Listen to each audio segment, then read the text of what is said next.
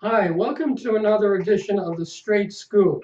I'm John LaRosa, president of Market Data, and just a regular 60-year-old guy that has learned a thing or two in my 60 years of experience. Today, I'd like to talk about playing blackjack at the casino, how to consistently win and win over the long term and limit your losses at playing blackjack. This is what I call playing smart blackjack. Now, the first thing you have to remember is you're not going to go in there and play by hunches. Blackjack is a mathematical game, it's a game of probabilities. You have 416 cards in the shoe. That's usually 8 decks of cards in a shoe at the blackjack. Sometimes you'll have 6 decks, but most of the times today you'll have 8 decks.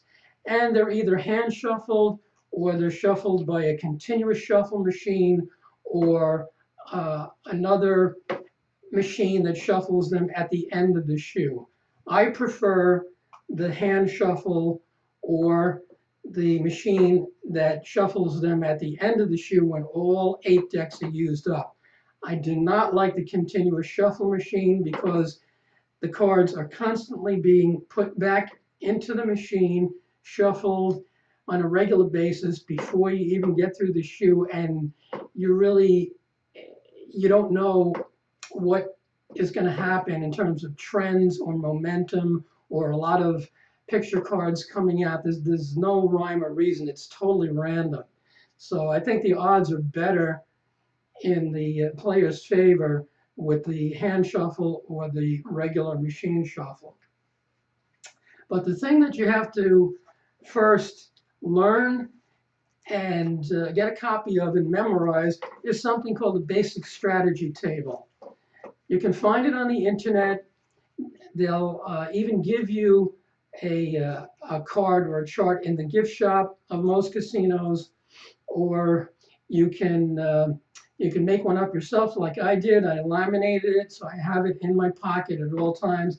This is what it looks like, basically, and I hope that's in focus. It'll show you when to hit a hand, when to stay, when to split pairs, when to double down, when to, let's say, I guess that's probably all you need. Hit, stand, double down, and split. And there are rules for when you should do this. You have to memorize this, otherwise you're just going against the odds. This basic strategy table was first developed in the 1970s by math students at MIT and Massachusetts Institute of Technology. Contrary to what some people will tell you, it was not made up by the casinos. When they talk about, oh, the casinos wrote the book on this and what you should do, no, the casinos didn't write the book. The people at MIT, these students that computer simulated millions of hands being played, they wrote the book. So don't believe that. I've been playing blackjack for over 30 years now, 25, 30 years, in Las Vegas, in Atlantic City, down here in the South, in Tampa at the Hard Rock. Take my word for it. It's the truth. You can look it up, do some research on the internet. So this basic strategy table is paramount. It's crucial. It's going to tell you what to do, when to do it, and when to double down your bets. And it's going to be key to you winning money or minimizing your losses. Now, there's a couple of things that I disagree with on the basic strategy table. They tell you to split eights against a face card, meaning a picture card, a 10, a jack, a queen, or a king, or an ace. I don't agree with that. Reason being, the dealer has an ace showing or a picture card showing. Chances are he's going to have a 10 underneath, which would be a 20 for his hand. If you split the eights, let's assume you get some good cards. You split the eights and you get a 10 with the eight. So now you've got 18. And you do that again with the other eight, you get an ace. Let's say that's a 19. So you've got an 18 and a 19. Chances are the dealer has a 20. You're going to lose both hands. That means you're going to lose twice as much. I'd rather you either stay on the 16 or hit the 16. Don't split the eights. Another thing on hitting on a 16, the book says always hit a 16 against an ace or a face card, meaning a 10. I find that the odds are pretty much even. It's a toss-up whether you hit 16 or you stay on 16. Why? Because there are 13 cards in the deck. 8 of those 13 cards will bust you, will bring you over 21 and bust your hand, meaning you'll lose. A 6, a 7, an 8, a 9, and a 10. Let's see. 6, 7, 8, 9, 10, Jack, Queen, King. 8 out of 13 cards will bust you if you hit on a 16. That's 60%. A 60% chance that you will bust and lose the hand if you hit on a 16. So with a 60% chance you're going to bust, why would you do that? If it's 50-50, yeah, okay, that's an even shot. But you only have a 40% chance of not busting. So that's why I prefer to stay on a 16. Okay, some other tips on playing blackjack. You're going to try and play short sessions and make your money quickly and then stop. The longer you play at the casino, the greater the house advantage is. They will wear you down. They'll chip you down little by little because over the long term, that 2.5% advantage that the house has, even if you play perfect basic strategy, is going to wear you down. So you want to go in there and try and make your money in 15, 20 minutes, a half an hour. Take your profit, be satisfied with the profit, and leave, or go play some other game.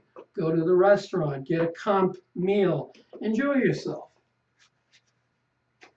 So very few people are happy with a $200 or $300 win, but to win consistently over the long term and beat the house, you have to be happy with that couple of $100 win, especially if your initial stake is only $200 or $300 and you've doubled or tripled or quadrupled your money to $600 or $800.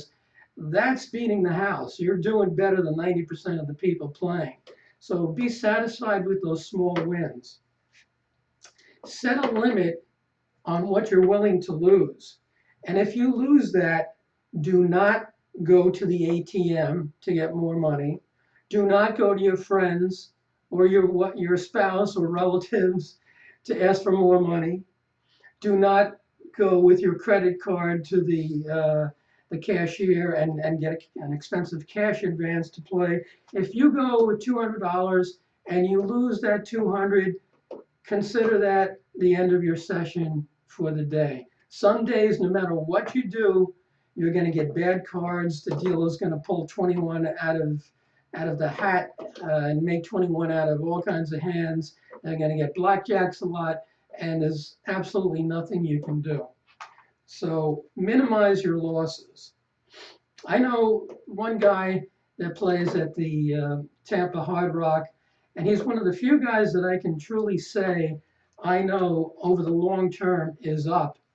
And what he does is he comes in 3 or 4 times a week, and he is satisfied with those little wins of $200, $300. He gets out of there quickly, and he does that day after day after day. If he's having a bad day, okay, he's down $150, $200, he leaves. He knows that over the long term, he's going to win more than he loses, and that will make up for his loss and put him in the net positive column. So that's a good strategy. I've seen it work for him over the last 3 or 4 years. And if more people followed that, they wouldn't get themselves into a big hole and lose a lot of money. Some other tips. Insurance. If the dealer is showing an ace, they'll offer you insurance. Let's say insurance available. Does anybody want to take insurance? You put half of your bet down and it pays 2 to 1 if you win. However, there's only a 30% chance that the dealer will have a 10 in the hole face down under that ace. Because again, you have 10, Jack, Queen, King. 4 out of 13 cards is 30%. There's a 30% chance that he'll have a 10. There's a 70% chance he won't. So insurance is not a good bet. Don't take it. Another good tip. When you come up to a table, scope it out for a while. Ask the dealer or players playing at that table how the table's been. Sometimes the table has been hot for hours or a whole day and it stays that way. Stay away from those tables. You don't want to play at a table that's been hot all day long. There's plenty of other tables to choose from. Ask the dealer. They'll tell you. They'll say, "Oh, I can't lose today. I'm hot as hell." And you want to avoid those tables. Okay, let's see. Another thing, don't play with drunks at the table. On Friday and Saturday nights at 10 or 11 o'clock at night, you're going to have people there for entertainment, people that are used to partying, and they're just there to have a good time. Half of them don't know what they're doing. They're drunk. They are not playing basic strategy. They're trying to impress their girlfriend or their boyfriend or whatever, and trying to make themselves look like a big shot. You don't want to play with drunks because drunks do not play smart, and they will mess up the flow of cards and they'll mess up your strategy. You don't want to play with people who are playing crazy, who are splitting tens against a dealer bust card, the dealer bust card being 4, 5, and 6. You don't want to play against people that are standing on 13 or 14 against a dealer face card, a 10 or an ace. Don't play with drunks. Don't play with people that are playing stupid. Okay, as far as chips and money management, what you want to do is when you first start coming into the table, you want to start out with the following formula for betting chips. Okay, here's a good betting system. It's not my original system. I've read it in books. A lot of people use it and it works. It's called the telephone number system, and you'll see why. It tells you how many chips to bet when you're winning. Okay, let's assume we're playing a $5 blackjack table, $5 chips. The first hand that you start out at that table, you're going to bet 2 chips, 2 units, or $10. If you win, remember, it's very hard to win 2 in a row, 3 in a row, 4 in a row. Usually it goes back and forth. The dealer wins 1, the player wins 1. The dealer wins 1, the player wins 1. So you want to go back down to 1 bet on your second hand, or $5. If you win that, you want to go back to 2 bets. If you win that, you're going to put another chip on. You're going to go to 3 bets. Now you're up to $15. You win that, you're going to put 4 chips on the next hand, $20. If you win that, you're going to put 5 chips down, or $25. It's whatever denomination you're using. It's 2, 1, 2, 3, 4, 5. Of course, if you lose at any time, then you go back to your original bet of 1 unit, or $5 in this case.